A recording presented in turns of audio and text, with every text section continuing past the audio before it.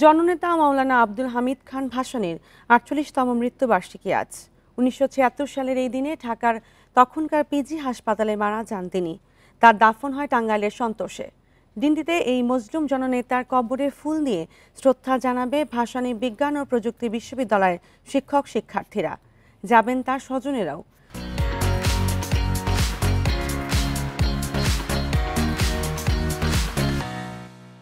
British ভারতের অন্যতম রাজনীতিবিদ তিনি। ৪৭-এ পাকিস্তান সৃষ্টি ও ৭১-এর বাংলাদেশের রাজনীতিতে ছিল তার বড় অবদান। ৫৪ যুক্তফ্রন্ট গঠনেও ছিলেন সামনের সারিতে। রাজনৈতিক জীবনে ছিলেন বামধারার অনুসারী।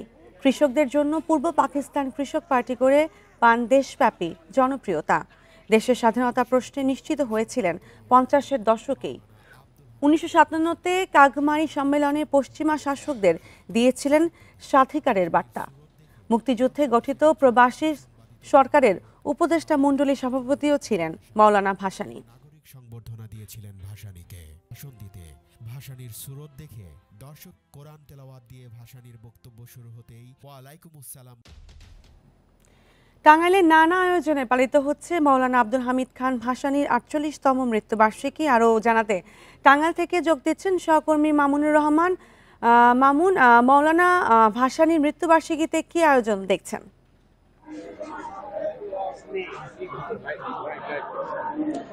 নানা আয়োজনের মধ্যে দিয়ে মজলুম জননেতা মাওলানা আব্দুল হামিদ খান ভাসানীর ৪৮তম মৃত্যুবার্ষিকী পালিত হচ্ছে। এখন আমি আছি মাজার প্রাঙ্গণে।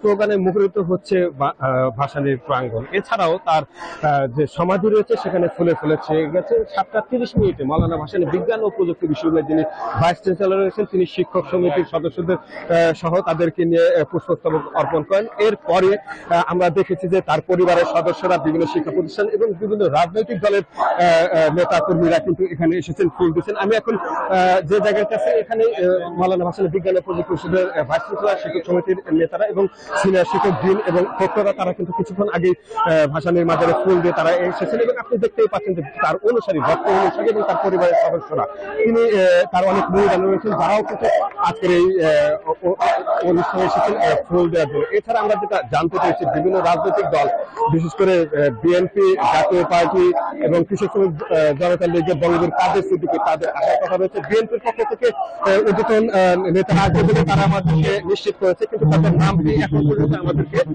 জানানো হয়নি। তবে বঙ্গবীর কাদের সিদ্দিকী 10:30 নাগাদ এই প্রাঙ্গণে আসবেন এবং পুষ্পস্তবক দিবেন। এমন তথ্যই কিন্তু আমরা বঙ্গবীরের কাছ থেকে পেয়েছি। এখন পর্যন্ত এই হচ্ছে আমার কাছে টাঙ্গাইলের মাওলানা ভাসানী বিজ্ঞান ও প্রযুক্তি বিশ্ববিদ্যালয় মজলুম আব্দুল হামিদ খান ভাসানীর মাজারের সর্বশেষ।